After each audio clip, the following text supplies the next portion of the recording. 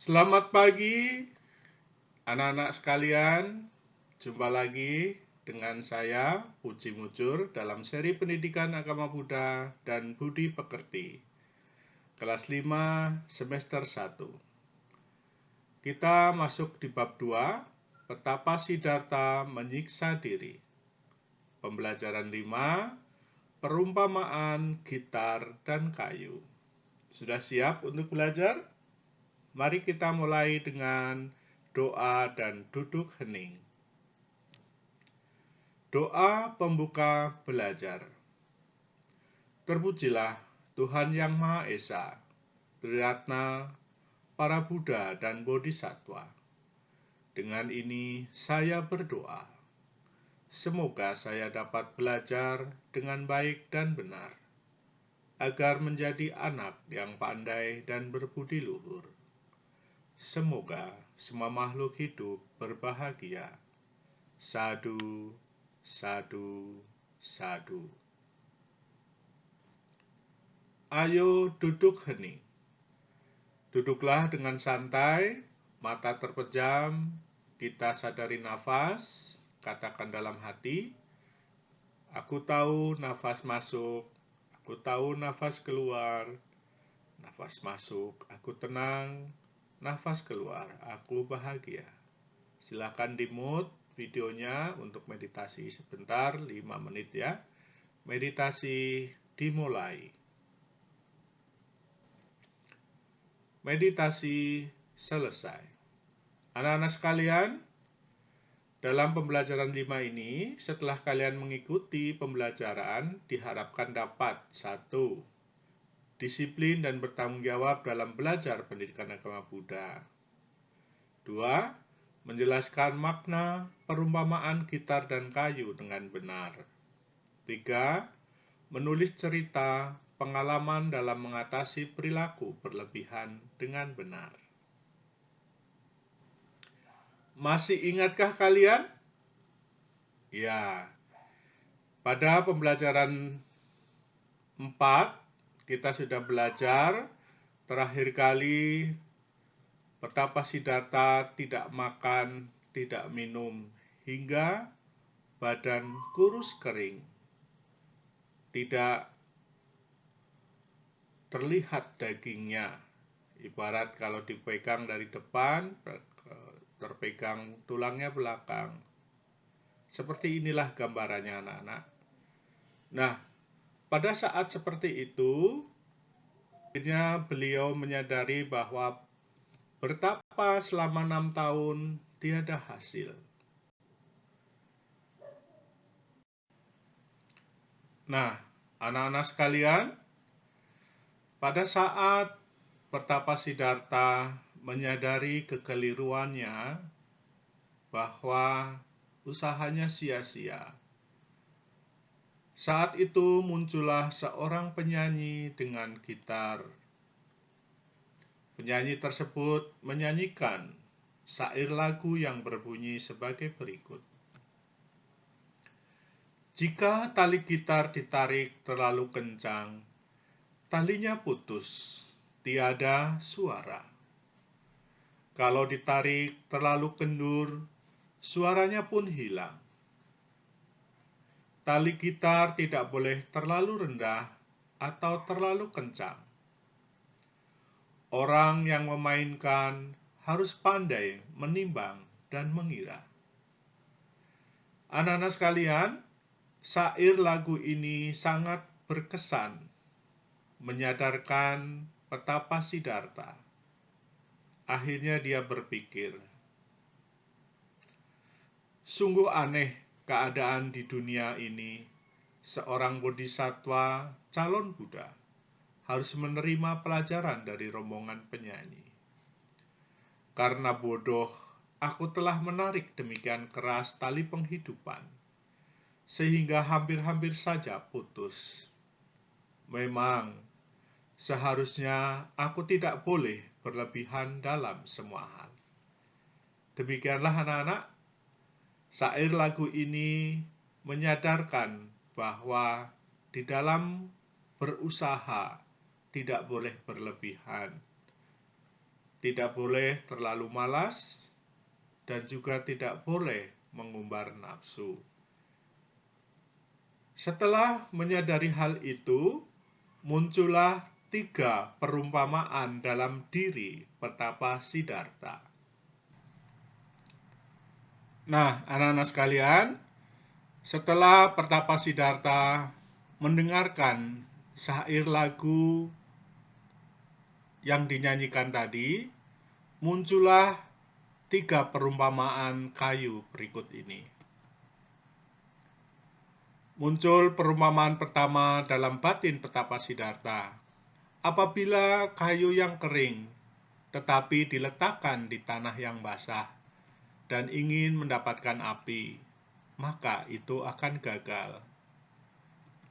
Kering tambah basah, meskipun api diinginkan, maka akan gagal. Ini artinya, ketika tidak ada keinginan, tetapi batin masih melekat, maka pencerahan akan gagal. Yang kedua, kayu yang basah diletakkan di tanah yang kering dan bermaksud ingin mendapatkan api, maka ini pun akan gagal. Karena basah ditambah kering, api tidak akan didapatkan atau gagal. Ini artinya, jika keinginan masih besar, meskipun batin tidak melekat, maka gagal juga. Kemudian muncul perumpamaan ketiga. Apabila kayu yang kering diletakkan di tanah yang kering dan ingin mendapatkan api, maka api itu akan didapatkan. Kering ditambah kering, api akan menyala dan berhasil. Artinya apa? Untuk mencapai pencerahan, keinginan harus dikendalikan. Batin tidak boleh melekat. Maka pencerahan akan berhasil. Demikianlah anak-anak, 3 perumpamaan yang muncul dalam batin petapa Siddhartha. Jelas? Sekarang kamu tahu. 1. Petapa Siddhartha tersadar dari praktek bertapa yang salah.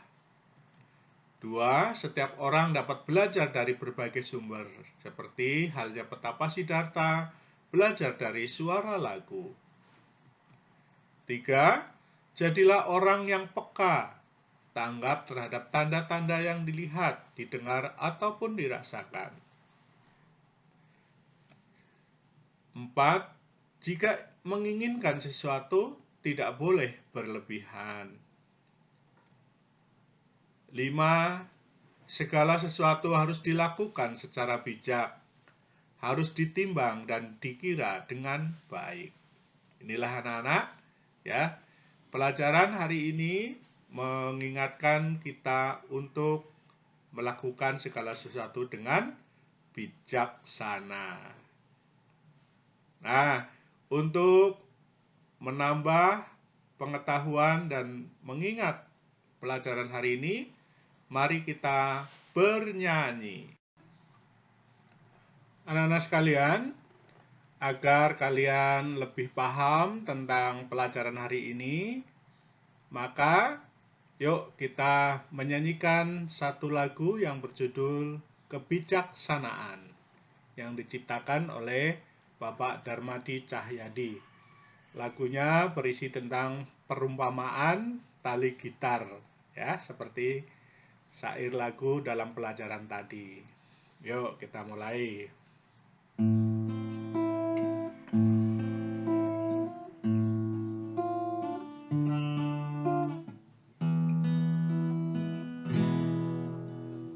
Bila tali kita ditarik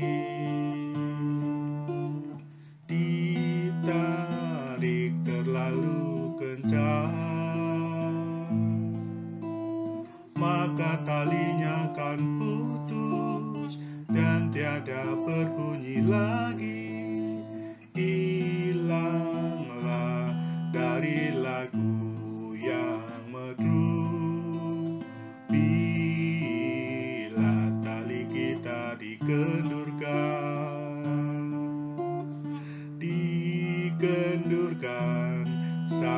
kendur sekali, maka bunyinya kan sumbang atau suaranya kan hilang. Lenyaplah lagu yang merdu. Bila kau inginkan suara yang merdu, jangan kau tarik terlalu kencang. Jangan pula kau kendurkan terlalu kendur.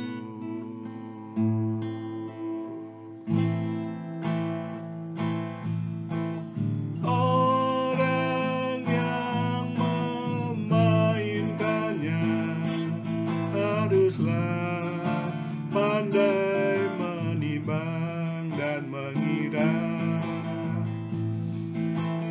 Orang yang bijaksana harus dapat kendalikan hawa nafsu diri sendiri.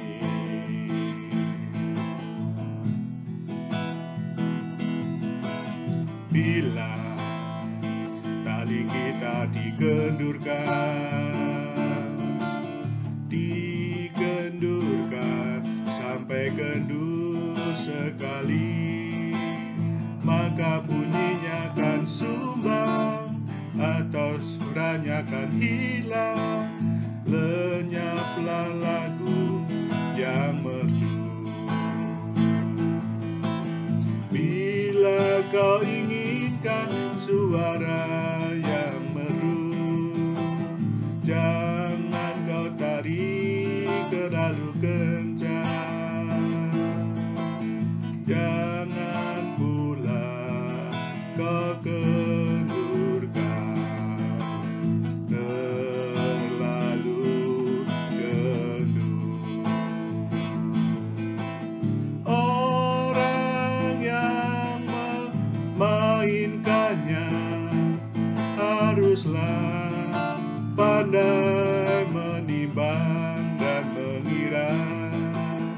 Orang yang bijaksana harus dapat kendalikan hawa nafsu diri sendiri.